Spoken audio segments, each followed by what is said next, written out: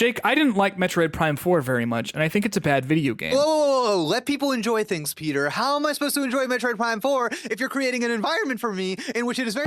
A critical error is an error which the OS cannot reasonably ignore. Jake Steinberg is a streamer, writer, and certified yapper, complimentary. Peter Hunt Szpytek is a YouTuber, journalist, and certified yapper, derogatory. These are the things they cannot reasonably ignore. What exactly are people trying to do when they deploy the phrase, let people enjoy things? And I think like that's good advice. That's like a good kind of mantra to have out into the open. Yeah. I don't think any of us should be stopping anyone else from enjoying stuff. I don't want to run up to a child and smack their mocha chip ice cream out of their hands. But at the same time, this is a phrase that I think is very popular in the media and the critic space. And I find it to be almost an abdication of critical responsibility, almost an admittance that the critic's job is either undefined or uncared for. Because why, in criticism, are we in conversation with letting people enjoy things at all? You know, it's funny. I find it to be a very similar phrase to the idea of like, well, it's just not for me. A phrase we've done a video on, an episode on, because of what you said. It abdicates the responsibility of the critic, but usually it's, in my opinion, not being said by a critic. It is being said to a critic, which is, I think, is sort of a key difference. Because in my experience, when people say, well, why don't you just let people enjoy things, Peter? It's because I have brought up a critical conversation surrounding a piece of media, specifically usually a video game, right? Because I'm like, hey, I didn't really like this part of this thing, and I want to talk about that. And for me, usually the idea of like enjoyment has very little to do with it. You know what I'm saying? Because like I could talk about how like Ghost of Yotei, for example, a recent game that I really didn't like, and I have very specific reasons why I didn't like it. And the reasons why I don't like it and the reasons why I don't think it work, like eventually do come to the end point of enjoyment, right? The fact that these things didn't work eventually comes to a head when I'm playing it and I'm not enjoying it. But my criticism of it has nothing to do with me enjoying it or not. It has to do with like, okay, this structurally doesn't work. This doesn't work here. It doesn't come together in a way that I think it should, in a way that makes something compelling or impactful or anything like that.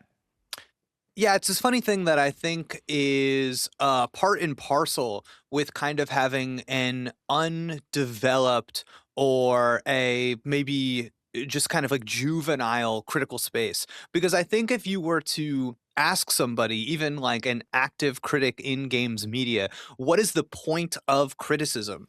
I think that would be something that everyone would give almost everyone pause. And it would be this question of like, okay, a video game review, I think very obviously is trying to tell somebody whether or not they should buy a video game, right?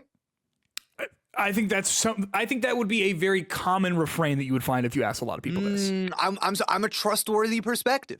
I'm somebody whose opinions you can trust and listen to about whether or not you think that this game would be good. It's about getting an idea of the game and then deciding whether or not to buy it. And I think people who listen to this podcast know that while that is a service that exists on the internet, does that mean that if I go to Amazon.com and look up a product, every single one of the people's reviews that have been left rating that product is a work of criticism? Obviously, no. Right. So we know that there is something different happening there between just a review and criticism. Criticism is an art form. If we think about what the point of it is, I would say that it's a few things. It exists to explain why something works, who it serves, and what it values. I don't think the point of criticism, or something even important to it, is to manage whether or not somebody had a nice time. And because I think like the idea of enjoyment is such a specific reaction to art too, right? Like I think about the movie The Shining, or let's use a video game, like PT, the very famous, very horrifying, like playable teaser for that Silent Hills game that never came out. Very, very iconic video game. Is the point of playing something like that to enjoy it? Not really, because the emotions that you're feeling are like profoundly negative, right? It's fear, it's terror, it's disgust, whatever. So the idea of saying like we'll let people enjoy that, I think is kind of interesting because it's kind of in conflict with some of the emotions that you're trying to feel when you're playing something like that, you know, or like the idea that art is only exists to be enjoyed and not to be confrontational or not to make you feel emotions other than just like general pleasantness is right. I think kind of an interesting but reoccurring idea that comes up with this idea of like let people enjoy things. Yeah, you see so often people kind of have this criticism charged at video games where they're like, yeah, it does all this stuff, but it's not fun. And a game has to be fun. And it's kind of funny if you think about that in terms of like a book or a movie. If it's like, but it's not fun. It's not, you know, it's like it's a great movie, but it's not fun. And that being like this great curse against it. I think it's fair to say that most people experience criticism before they've played the video game. That's when you find a video game review. That's when you're reading it. And the thing is that like I think that is introducing a lot of problems in this equation of let people enjoy things, because you are reaching people and then in theory kind of like trying to affect their idea of a video game as they are going into enjoying it. Yes. Whereas like criticism actually should sharpen your perspective. It's not about soothing it. Yes. This whole idea of like I like to play a game and then like read reviews or like watch videos or whatever about it because I have the full context for what the game is. And now I've experienced it myself. And as what you're saying, like criticism should sharpen that experience and should work as a way for me to help understand it. And this is something we've talked about a lot, and maybe this is worthy of doing its own episode at some point down the line. But the idea of like most reviews are like, well, I don't want to spoil anything.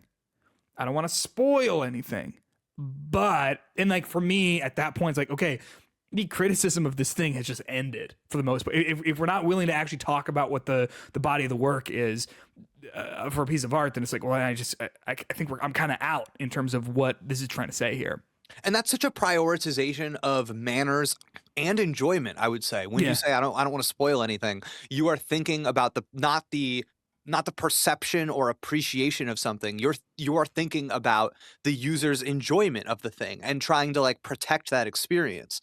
And it's funny, I think that it is oftentimes replacing analysis with this kind of like consumer focused manners, because the phrase let people enjoy things is like actually criticism is you being rude to the sanctity of somebody's ability to enjoy something, or like the environment in which it will be most helpful for them to enjoy something. Yes, and it's this thing too, because like I think the idea, and you said this like right at the top of like, no, we should let people enjoy. Everyone, it's good that people enjoy stuff. You shouldn't be smacking. What did you say? Is smacking an ice cream cone out of the hand of a child? Like, like milk and chip. Yeah, and to be honest with you, good choice.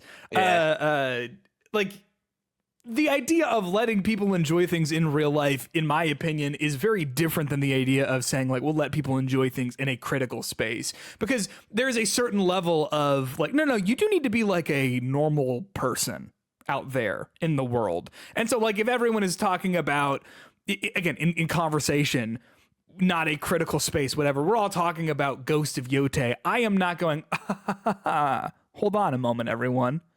How terrible this game is. Let me introduce you to you have 23 minutes. Like I made a video about it. You know what I mean? Like that's being weird. But like in the critical space, in an online space where we're sitting down and having criticisms about games and discussing their nuances and whatever, the idea that someone is attacking a work of art simply for criticizing and for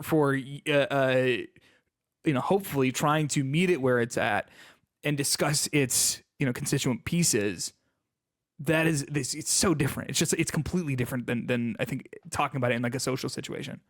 Well, but it's funny too, because every single thing that a critic can say about a video game, any kind of negative criticism that anybody can lodge at a video game, is completely opt-in on the part of the reader, listener, viewer, whatever. Yes, protecting, like if they need to enjoy things, that is their job to protect that space. You don't have to opt in to clicking on a review. You don't like, what are you doing? Right, no, it's like hey man, you clicked on my video called Metroid Prime 4 is the worst video game ever made. And I guess if the title is ruining your enjoyment, apologies, I suppose. No, But like, skill issue. but you're here. Yeah, you're here. I don't know. I find this phrase to be just reductive, right? And I don't think there's like much work that needs to be done to convince people of like, hey, this is a phrase that like I don't really think belongs in criticism at all. I think it's a phrase that I guess if you want it to exist in like a fandom space, then I think that's probably fine. But for me personally, that's not how I want to exist in fandom. The right way to use this phrase. Yeah. I am on the subreddit for Xenoblade Chronicles, and everybody there is a fan of it, and I'm in the comments fighting with everyone. I'm in the comments fighting with everybody saying, actually, this is a bad game and you're dumb for liking it. And it's like, that is maybe a let people enjoy things kind of situation, because you're entering their space and you're like, hey, this space that is designed, that is here for this particular job, I'm actually going to go against that for the sake of some weird mental jollies that I'm getting out of about owning people in the marketplace of ideas. I don't know, you know what I mean? Yes, but I think that's the idea of like, no, this is a space set up for fandom. That's great, and that's perfect, and I'm happy that that exists for people. But I think it kind of highlights a common complaint that we have talked about with a lot of games media, and this is something we brought up in our bonus episode today for our Patreon community at patreon.com/criticalerror. For the Critical Error Nation, people who pay $5 a month or more get to hear those bonus episodes. One of the things we talked about. Wait, hold on, Peter. I can't believe that you just plugged the bonus pod, because I gotta say, this one was a big peek behind the curtain, was a little raw. Taking it a little raw, didn't it? And now it's like there's some the secrets will be out if they subscribe $5 or more to patreon.com/criticalerror. So I don't know. That's true. That's true. There's a whole secret conversation going on that you could be privy to. Patreon.com/criticalerror.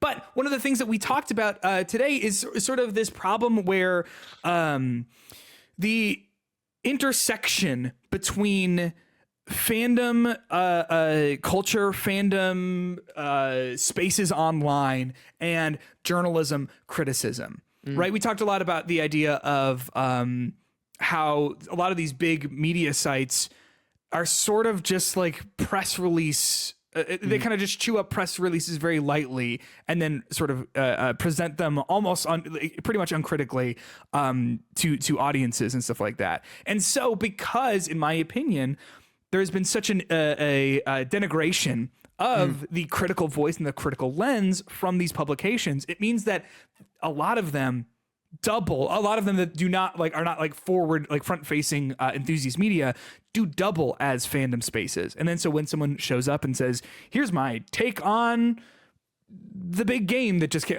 High Guard, right? That's something people are talking about a lot right now. Well, now you're attacking something because it was what everyone thought was a fandom space.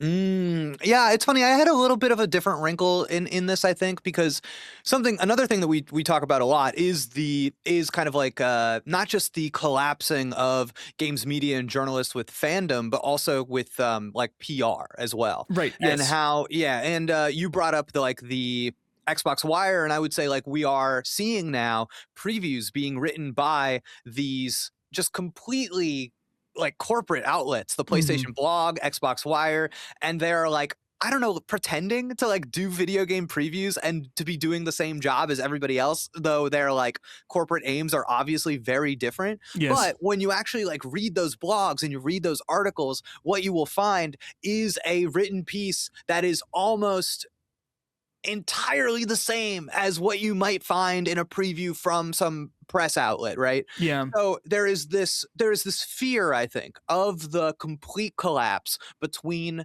games media outlets and PR. And I think when I hear let people enjoy things, when it comes from people in games, I worry that is a collapsing there. Because if PR is asking constantly, will this upset people? That's a core question of PR. And I think a core question of criticism needs to be, what is this doing? And these are two completely different questions. And I think when you have somebody who is almost abdicating what is this doing in favor of being like, just shut up. Just let people enjoy things. That starts to throw flags in my head, because I think we almost could use a little more attitude and a little more bullishness in terms of how we feel about video games. Because Peter, it's not that serious. It's not that serious. I should be able to Yeah. go online and write my piece about how I think Donkey Kong Bonanza is bad. I should be able to go on and on about how I think that game's lack of structure stops it from building and releasing any tension. There's no crescendo in that game. And I should be able to post that. And I get people who are in games media who are fighting me now for being too negative, who are in the replies literally saying, let people enjoy this. How could you say that the content isn't meaningful, that it's just content, parentheses, negative? Because is it really so terrible for somebody in this space to say, this is my position, this is how I feel about it? If that affects you emotionally, mentally, that's not my problem. Is that so bad? Well, I think the lack of like a diverse set of opinions in terms of critical analysis and the sort of pushback on it whenever it does sort of rear its head, like real critical analysis that is like breaking things down and saying like, hey, I don't know if this works, I don't know, whatever. I think shows a fundamental lack of maturity in the space. Which is frustrating, right? Because to me, the idea of let people enjoy things is not something to be taken seriously in a critical space. I think it is a display of immaturity in the when talking with the critical eye, and it's something that I just look at. I'm like, well, I think we're just fundamentally talking about different things. If that's what you're bringing to the table when it's time to criticize and time to discuss and time to dissect.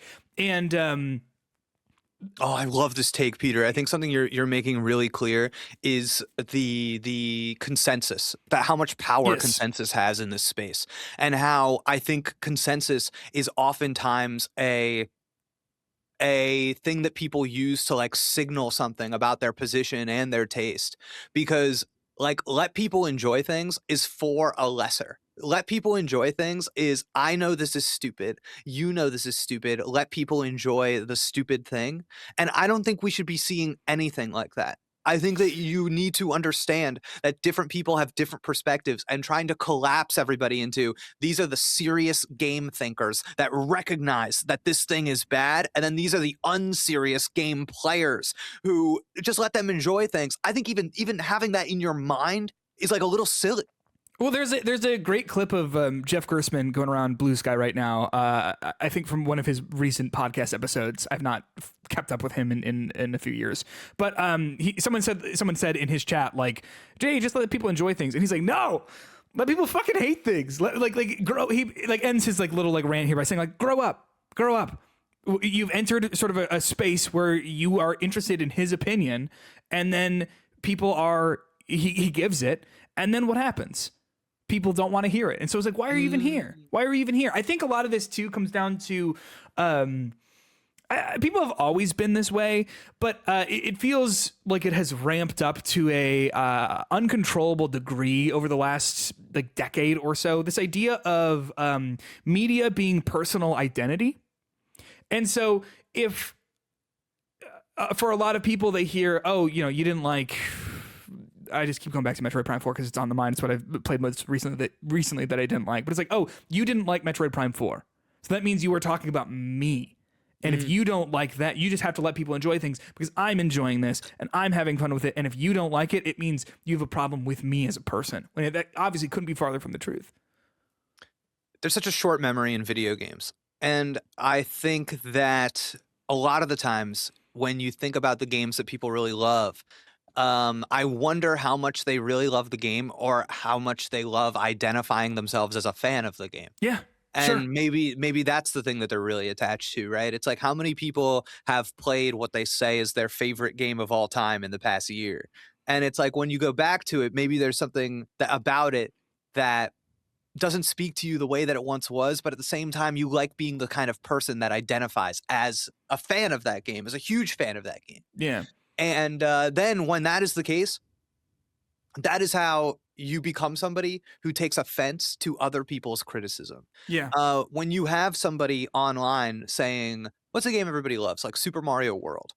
Sure. If I go online right now, if I go on Blue Sky, if I were to type it out right now, but before we finished recording this episode, I would have several angry responses. And if I said, how can anyone regard Super Mario World as a classic You'd when be it's on the so front page of obviously Reddit terrible? being disemboweled in front of everyone. Right.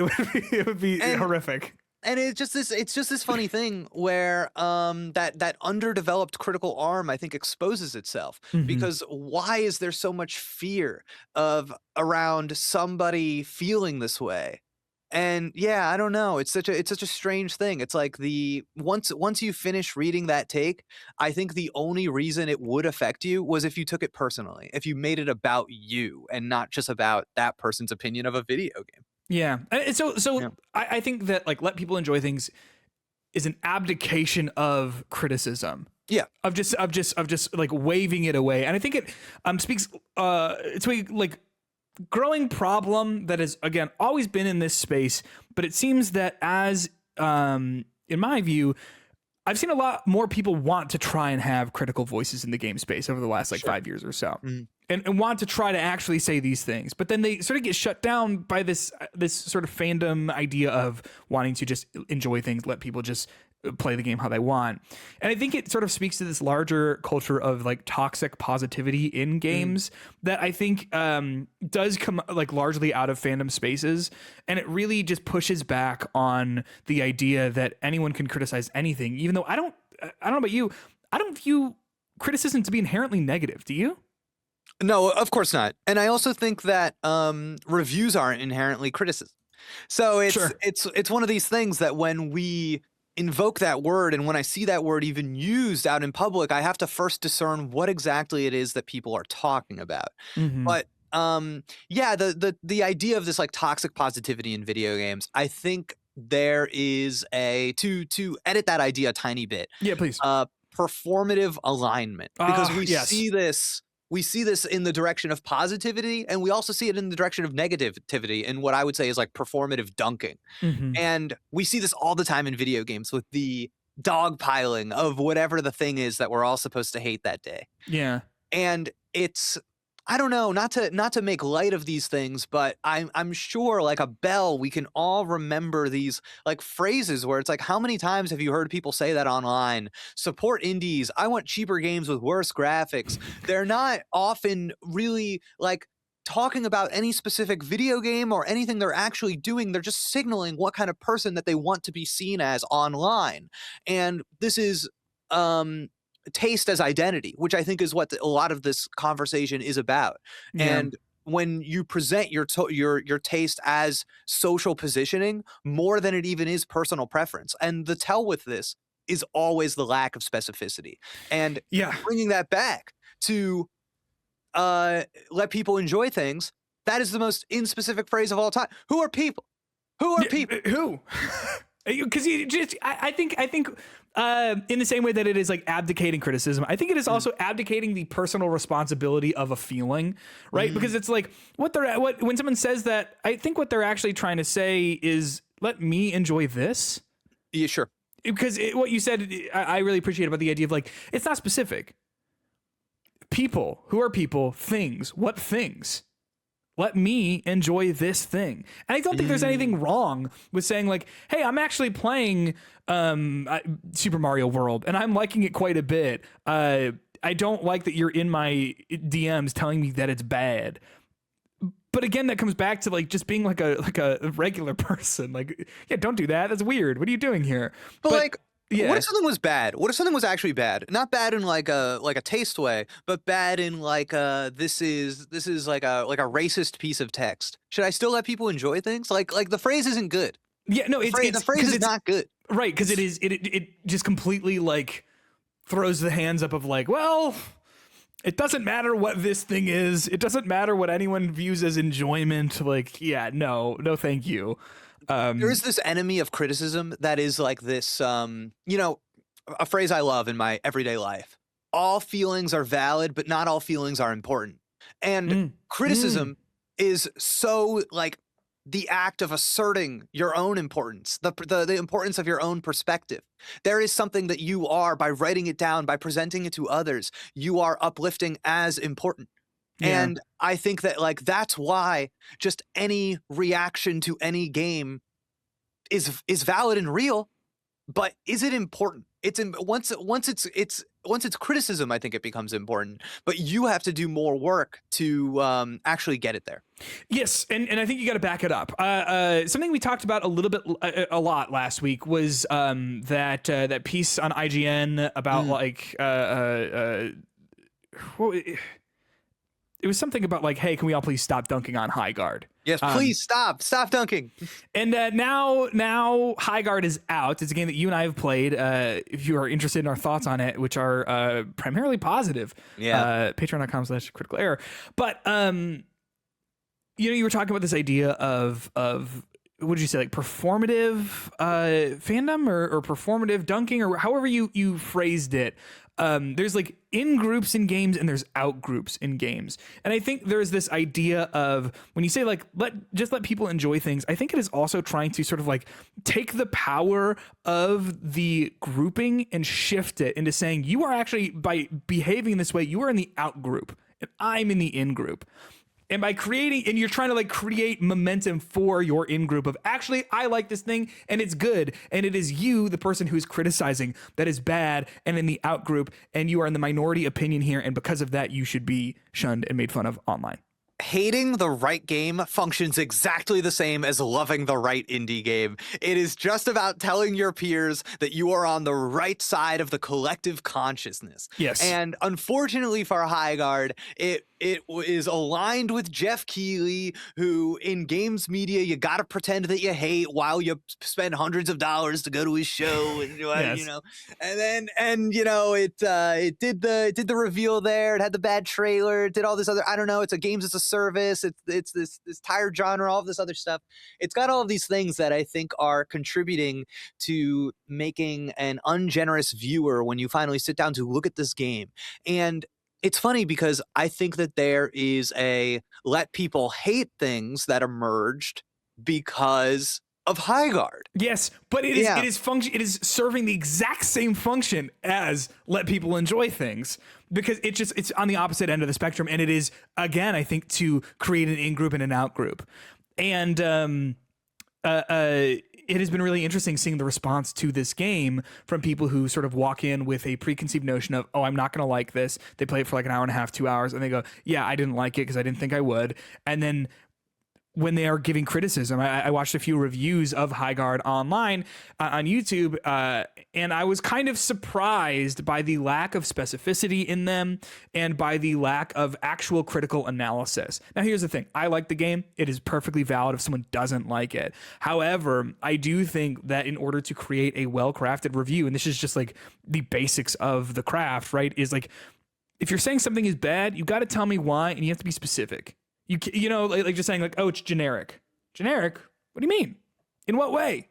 I need specificity towards what you're trying to say here, because you're welcome to think it's generic, but I need to hear why. And you can't just like deploy these like common phrases that we use to say something is bad in games without actually pointing at evidence in the actual game and say, this is why. Yeah, you have to perform the act of criticism. You have to do a participate review, in the mind art blowing. making. I know, but and it's so funny, dude. That's why the complete collapse of this stuff has just made discourse so degenerate, because somebody's review of the game is like functionally similar to like anybody in games media spouting off a couple of posts. It's like the same thing, because ultimately the only thing we care about is like the summary at the end of the review and the score, good, bad. And you know, I think I started this discussion by introducing this idea of like, I think if you asked people like to define criticism, that would kind of stop them in their tracks. I think another term that would be similarly hard for people to identify or describe is love. And you know, I think oftentimes people mistake love as approval, but I like to think love more as attention. And nothing can be examined without love. Yeah. And there's this like, there's this weird notion and attitude towards being critical of games and negatively evaluating them, that I think people forget that the act of interrogation, the art of criticism is one of love. It is one of attention. Yes. And if you are not invoking love or revealing love in your interrogation of these games, I know you're not performing criticism, because that's what criticism is. It's attention. Because it's this thing that you hear so frequently about, like, oh, these games journalists don't even like games. They're in it for, and then I have no idea what anyone would say, the money, haha. I guess. But like it's what you're saying, like, no, if you don't love this as an art form, if you don't love the way games make you feel, you just wouldn't be in this space. Like that's just true. It is honestly fucking miserable. Like it's miserable. It's terrible. And in terms of like what it is like to actually work in this space. And I think it is, criticism is an act of love because it is someone expressing like, I love this art form. I love this medium. Here's how this work helps push that medium forward. Here's how it helps solidify previous iterations of the medium, or how it lets down the history of the medium. It should be specific and like that. I really like what you said right there about that. We had a comment on last week's podcast that said, I really appreciate how every episode of Critical Error has like a call to action. I thought that was a really cool comment. And I think what I'm thinking about with this episode now is that I do think that games media could stand to be pushed in the direction of saying clearly what you believe and why, and being bold and incisive in that. Yeah. Because I do think that the attitudes behind let people enjoy things and the kind of performative disdain that we see all the time are two ways of avoiding the same responsibility. And it is the responsibility of being unique, of being bold and incisive in your own perspective, saying clearly what you believe and why. Yeah. And it feels like people constantly hedge so that they don't have to do this. And I feel like you see this in so many different forms. It's not only like making excuses for, you know, every experience is valid, phony baloney. It's like, of course every experience is valid. Like, shut up. Like, that's not what we're here to do. No. We're going a step above that. But it's like, I feel like I see this all the time when discourse around any specific video game is brought up, and I feel like you see calcified opinions and reputations brought up to defend or deride a game, and no one is actually, so, you know, something we talk about on the Bonus Pod a lot is that sometimes people will ask us, they'll be like, hey, what's a good example of this idea in a video game? And it's like, Jake, just pull back into the library in your brain of video games and pull out an example. And I always say the same thing. I'm not good at that. I can't do that because what I do is close read a text. And I can only experience a text really as I am now. And that's part of it. That's part of how you generate meaning is in that experience. Yes. So to kind of default to a calcified opinion or a reputation, or maybe an opinion that secretly implanted its way into my mind in a YouTube video and I've held on to for years, is again the abdication of this responsibility, the abdication of generating meaning between the thing and yourself.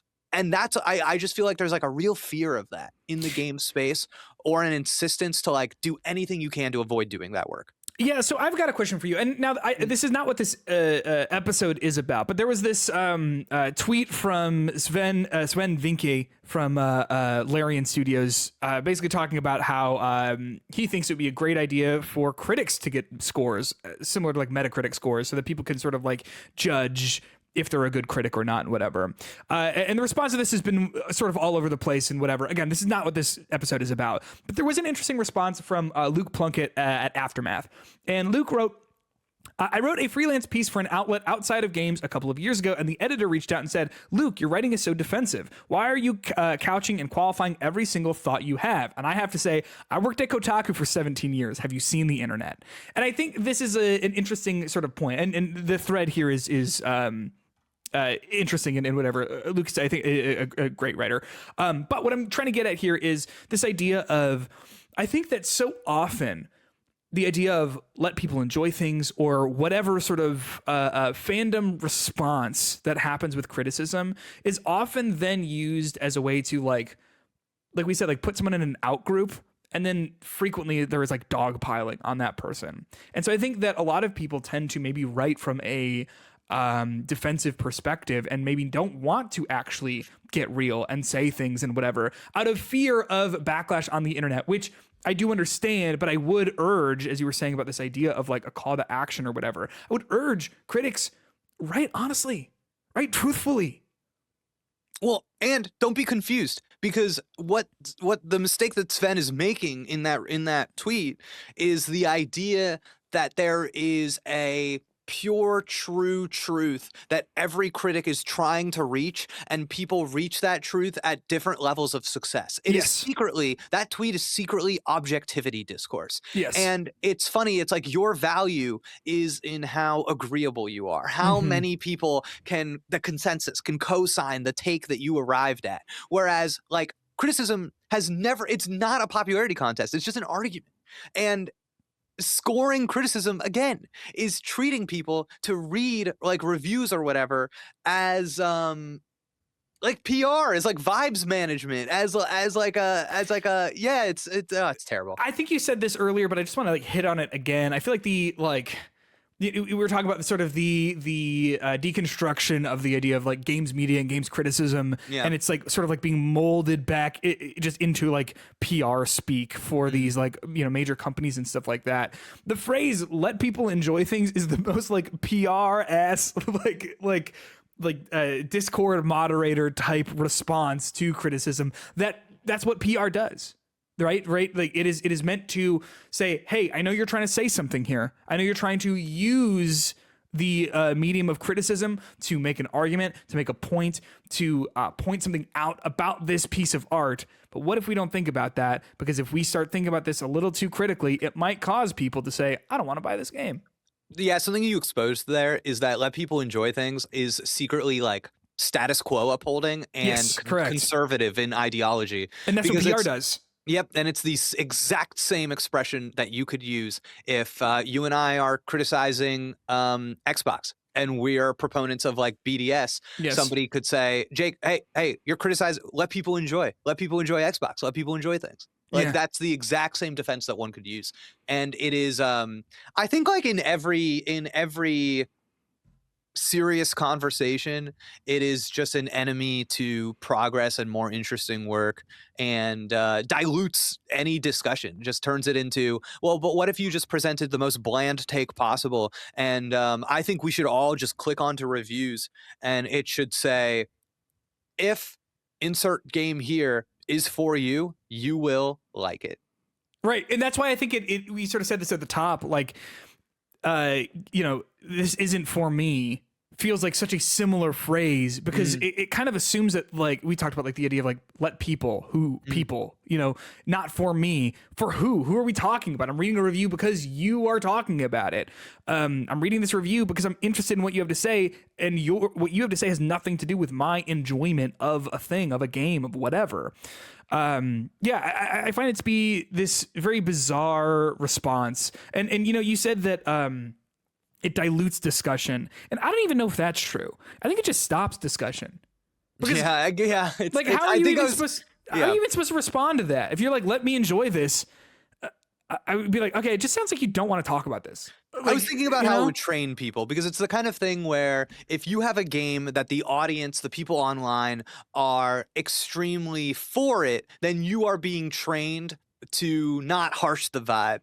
But if you have a game that people are extremely against, and then you have a review and you want to be positive for it, now you are a fanboy, a shill, whatever it is. It's like you're ruining both aspects of this are ruining the consensus. But the thing about disrupting consensus is that how it feels is that everybody is engaging in a subreddit. It's a funny thing, right?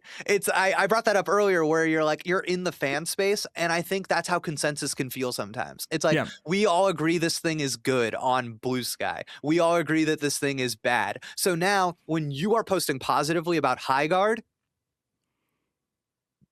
that's about you. You're doing something that you should not be doing in this space. Yes, and you're outside of the consensus. And you're ruining the fun that we're all having, being on the same side. Yeah, because that's what it is, right? I mean, like, think about Highguard specifically. Like, there's like this game that people online are playing right now, and it is like, oh, I'm just gonna go like review bomb this thing, and it's almost like it is even outside of like the specific qualities of the game, right? I think like when like Concord came out, I think there were a lot of things about that game that people didn't like, right? Yeah. And of course, like there's like all of the shitty stuff surrounding. I'm not talking about that, but I'm talking about like I think that was a game that just did not click with people in a meaningful way. And so people could cite those things if they're leaving a review for it and say like, hey, this is bad, hey, this is wrong, hey, I don't like this game. But whereas like High Guard, it feels like so many people are not even taking those like the actual qualities of the game into consideration, and it has become a game, a fun thing to do for people to like band together and be like, hey, this sucks, hey, let people hate things. And then as you said, you pop in and you say, hey, actually I think the game's pretty good. I think the game is actually pretty fun. And it's like, whoa, you actually aren't, you're kind of harshing the vibe of us playing this game of like getting to hate on, dunk on, whatever this thing. And I think I wonder about how complicit some of, to be honest, not to, some of games media is in this, right? Because I think when we talk about the importance and the responsibility that criticism has unto itself, it is tough for me to see a article on IGN titled High Guard Review in Progress, and then you read the article and it's based on the 5-hour preview event. And it's like, it's based on the exact same content that many other websites put up a similar article and called it first impressions, called it a preview. And it's like to use that content and say that this is a review. Are you not training your audience member to think of reviews in a certain way? Are you not training them to think that you can arrive at a review on first, it's you're weakening what it's supposed to be. I think that creates a culture of shallow takes and bad analysis. Yeah, and I think it comes back to the idea of like so much of this it just becomes like PR, right? And the denigration of these sort of specific unique voices, and it's kind of a shame because I think that what a world it would be if we did not have like continued and frequent like critical consensus about games. I think it would just be more interesting. I think people would be saying more interesting stuff about it if I think there's like a certain level of critical consensus of, hey, this game is good, hey, this game is bad, largely, right?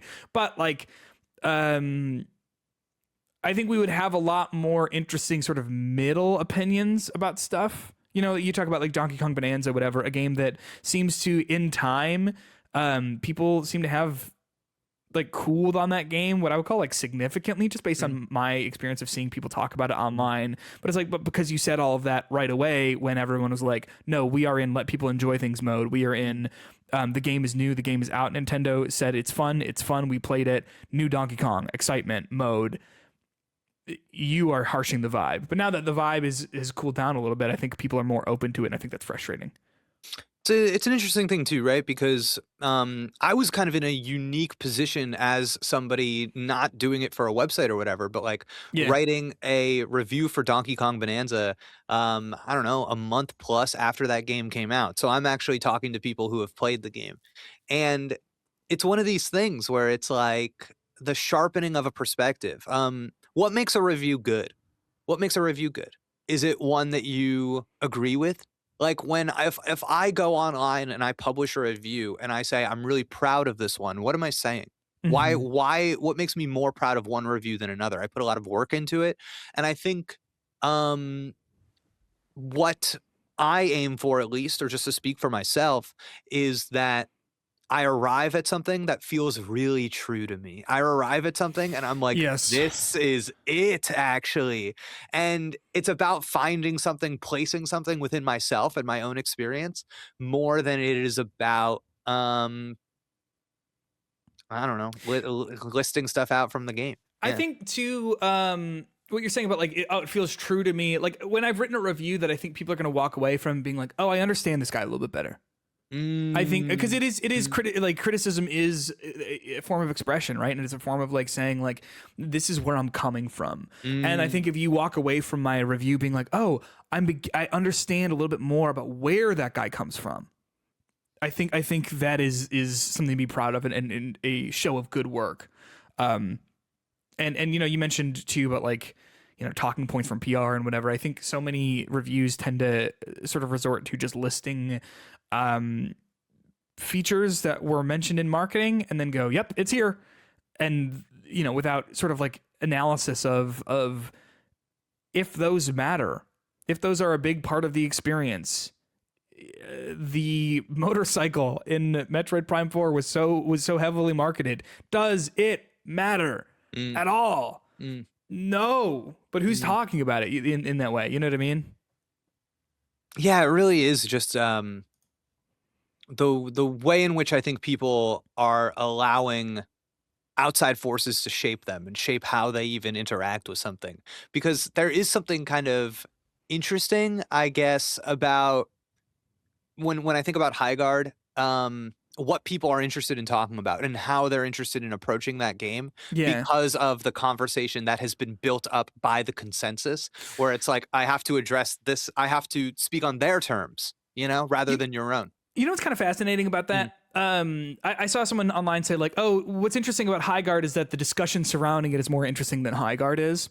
And like, I simply couldn't agree less.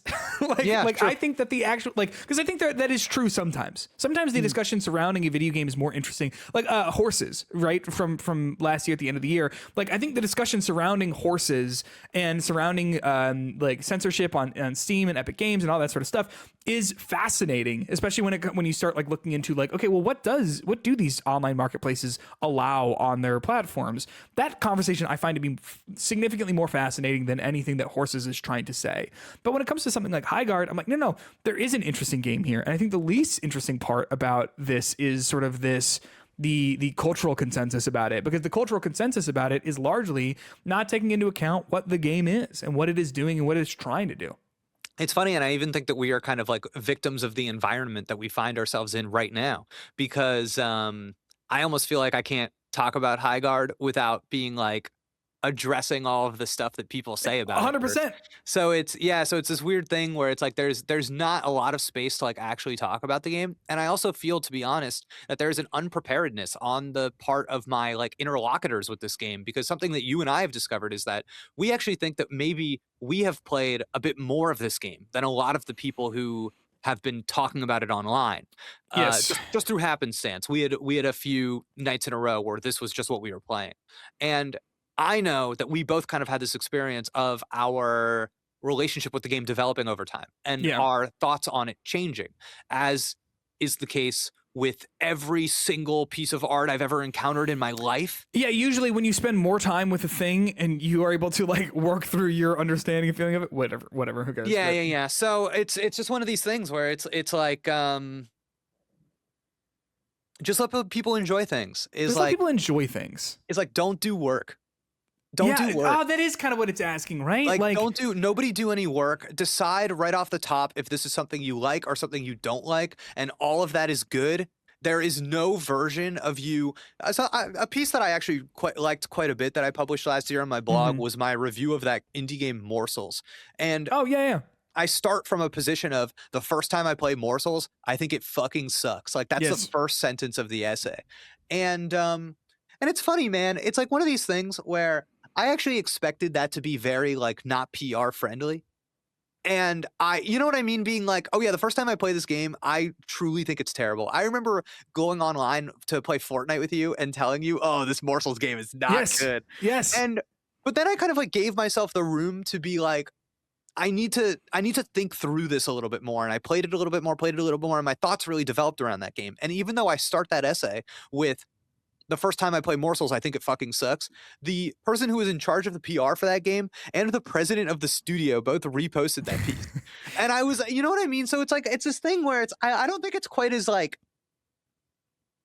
I don't know. I think people are too ready to accept the invitation to be boring. Yes. And because I think when you say like, when you use let people enjoy things as sort of the metric for, or like the barometer for the conversation, you are shutting out the ability for someone to have a genuine emotional experience with something. Because I didn't play Morsels, but I had a similar experience with the game Sekiro, where like that is a game where when I played it for the second, I tried it when it came out and I bounced off, whatever. But when I came back to it to like really try it, I was like, this is a terrible video game. This is like a monumentally bad video game. But I took the time to I kept coming back to it for whatever reason. And then that has shaped my understanding of it. And I'm like, I think this is one of the best games ever made. And if you are just coming from the perspective of, well, just let people enjoy things, then I don't get to have that moment. I don't get to have that realization, and I don't get to have that journey of understanding for something, because then my perspective on it is null and void in that space, right? If we can only enjoy things. It really is this idea of let people enjoy things is don't do work.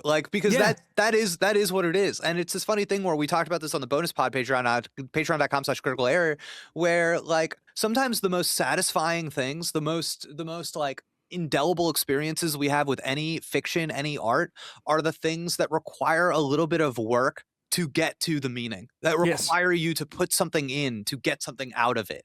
And I bet you people listening to this podcast right now have experiences that they are thinking about right now where they're like, yes, I had to put a little bit of work in and then I got a lot out of this. Yes. And with that said, I do want to give a shout out to the people who support this podcast, particularly those, first off, at the $20 tier, Peter, which is crazy because at the $10 tier, you get everything that this production has to offer. Everything. We had a little community party in Animal Crossing last week. We did.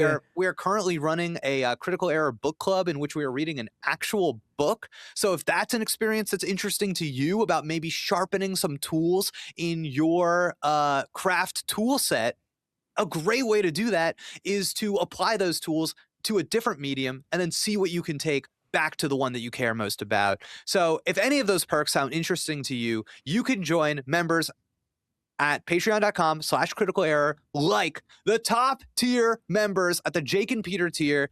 That is, of course, Robert Quesada, May Rowe, Evan C. Snee, Ansel Trait, Evan Ponce, and Andrew Bolkar. God damn. Thank you for supporting the show. Thank you so much. It means so much to us. And Jake, every week you prepare a sound effect. Is that correct for the members of the Critical Error royalty? That's right. Yeah, that's right. Not just the Jake and Peter tier, but that's just $10 and up.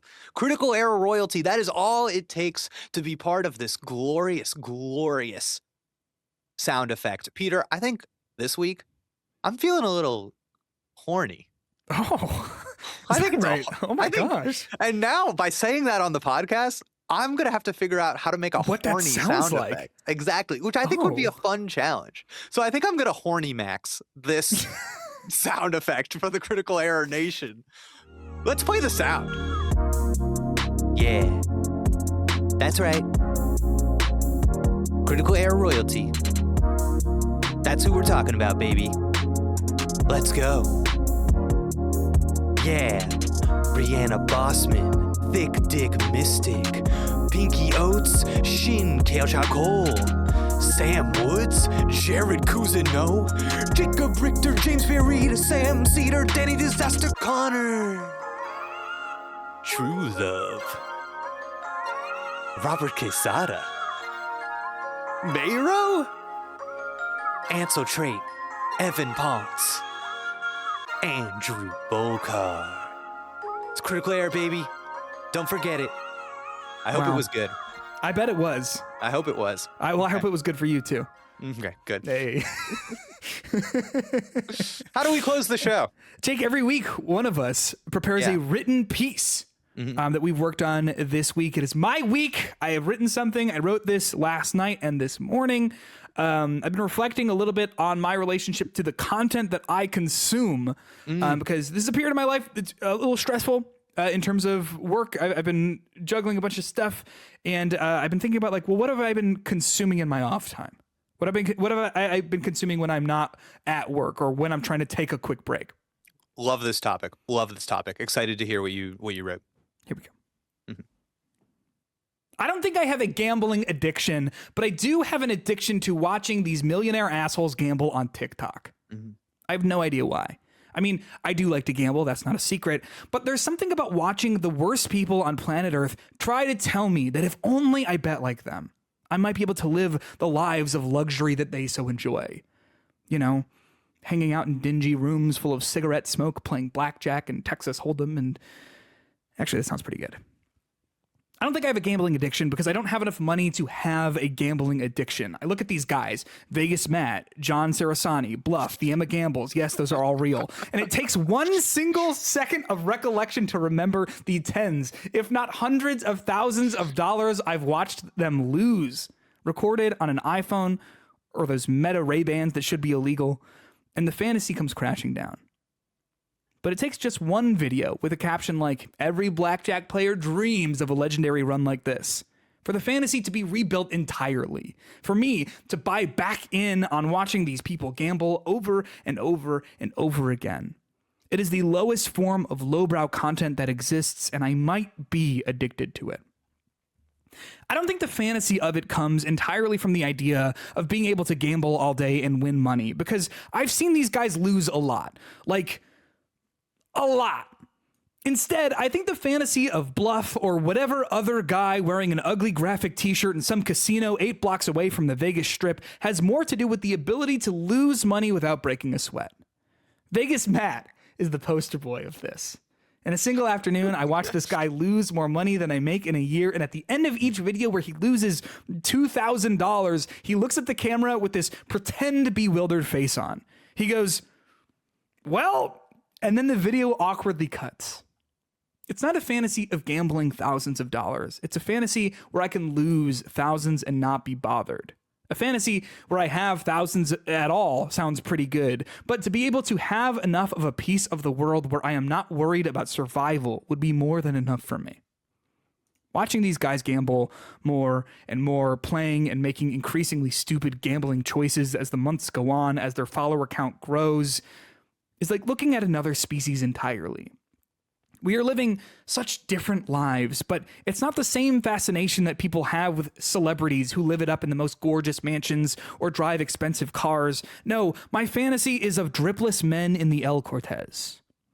There's nothing glamorous about the world of TikTok gambling. It is filthy in the way that touching casino chips is. It makes me feel like I need to take a shower, but damn, do I want to watch more. There is something sinister here that I think is important to address. Gambling addictions have been exacerbated over the last 5 years or so with the legalization of sports betting apps, but also from content from the likes of John Sarasani. I'm not saying that people can't make their own choices and that these TikTok gamblers are forcing anyone to play, but from my position, I am watching these people gamble tens of thousands of dollars in 60-second videos, and I say to myself, that looks pretty good. I don't have a gambling addiction, but I am addicted to the fantasy of having enough money that I could have one. Addicted to the fantasy of having a full-time job where you do basically nothing other than exist without the fear of losing $2,000. I'm a believer that everyone should buy Powerball tickets when the pot gets big, and then go sit on the porch outside in silence. You will spend $5 for the most incredible fantasy of your life, thinking about all the good you could do for yourself and other people if you were magically gifted $2 billion, of all the problems that would wash away if you had it. You won't win the money. I certainly haven't. And maybe you don't want to win the money. I think it's incredibly likely that that much money is actually a curse. But I think that's part of the fun of fantasy.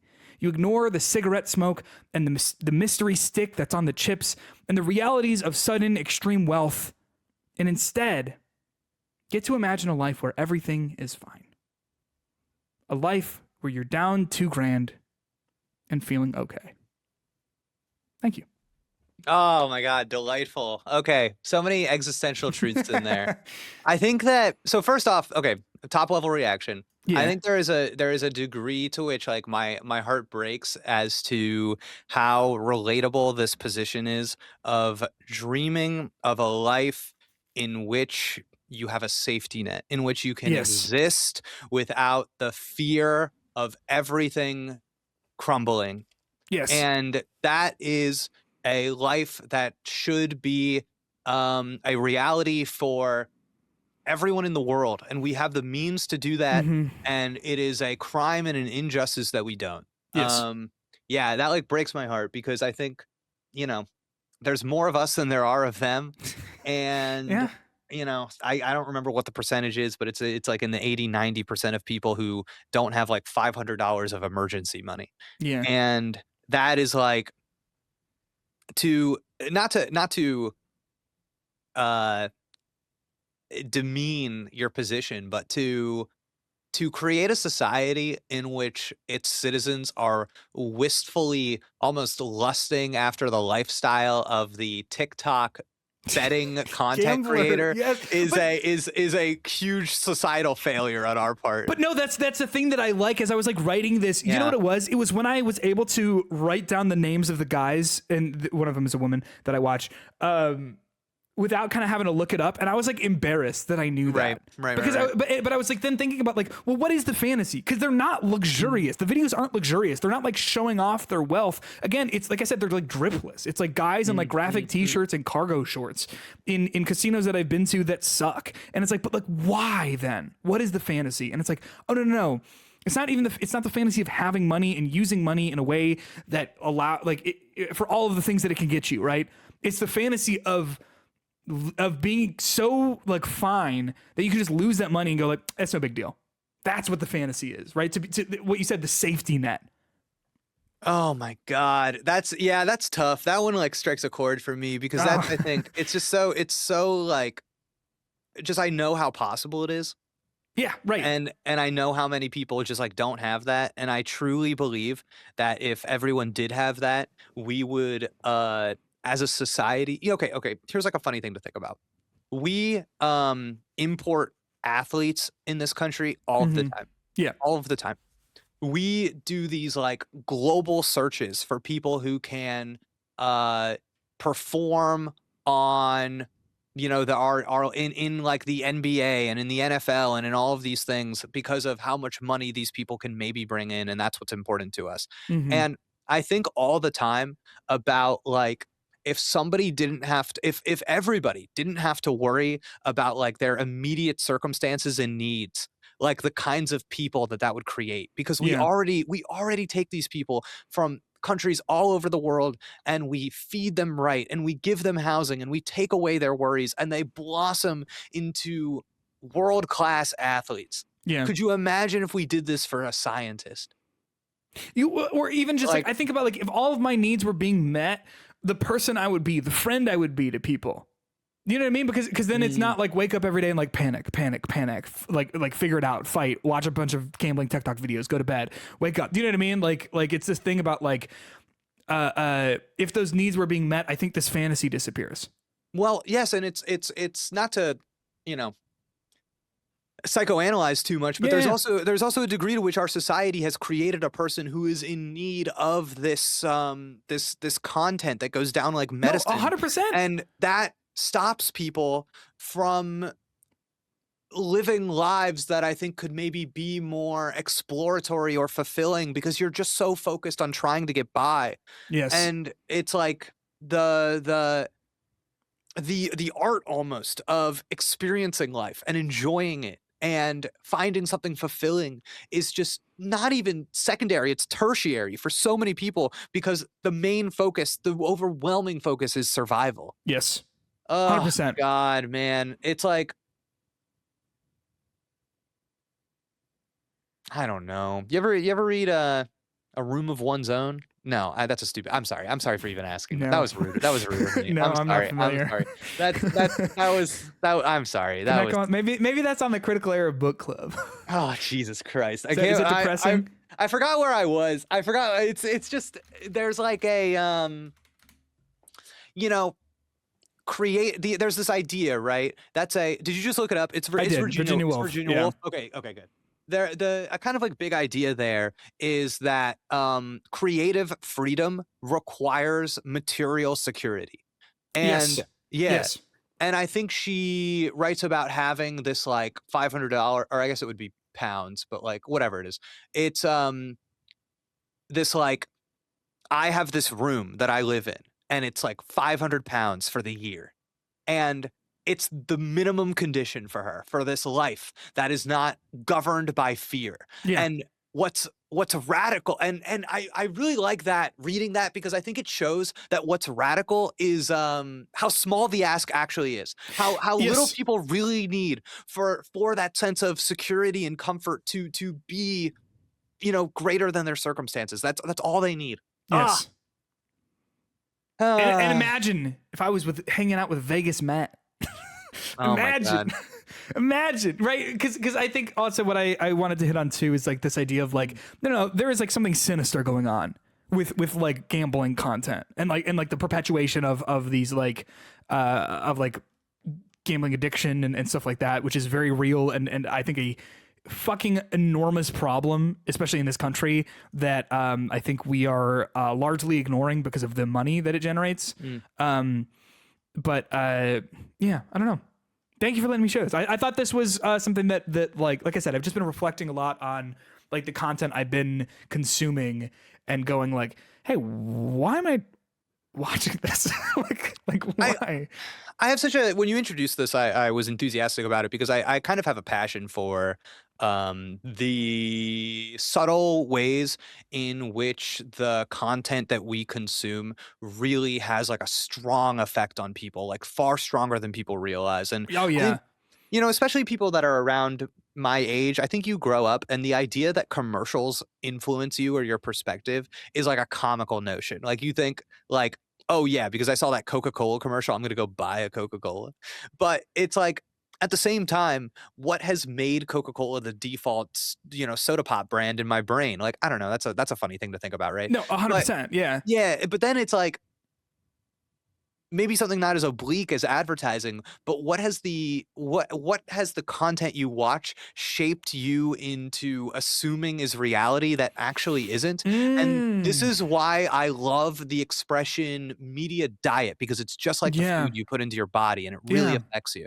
And it's like the brain is like it's like a muscle that you need to work and you need to practice. There's a great piece in The Cut recently that one of my favorite essayists, P.E. Moskowitz, wrote about, and it's this idea of friction maxing. Have you come across this? No. But Yeah. I mean, I think I can maybe put it together. Go on. So there is this conceit that is floating around in our culture right now that is all about like a good life is one that removes as much friction as possible. And it talks about how like using ChatGPT to look stuff up and what is lost when you lose friction in that way. Yeah. So the piece and the piece I really liked about P.E. Moskowitz is about like the reintroduction of friction in your life for the sake of the kind of person it builds you into. Yes. And it's like it's so obvious and it's so important.